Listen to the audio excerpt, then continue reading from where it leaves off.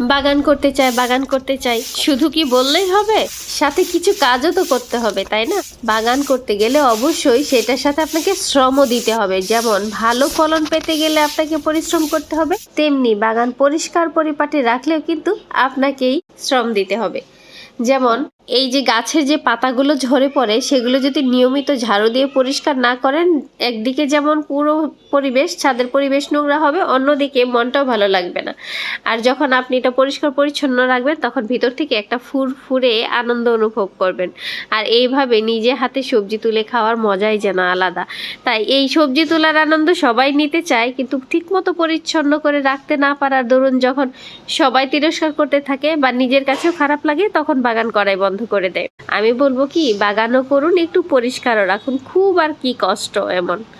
এই যে পাতাগুলো একটু ঝাড়ু দিয়ে সুন্দর করে গুছিয়ে রাখলেন, টবগুলো সাজিয়ে গুছিয়ে রাখলেন যেন দেখতে ভালো লাগে, বাস তাহলেই না। পরিষ্কার পরিচ্ছন্ন থাকলে নিজের মনটাও ফুরফুর। আর এই যে এইভাবে নিজে হাতে সবজি তোলার আনন্দটাই কিন্তু একটু বিশাল স্পেশাল।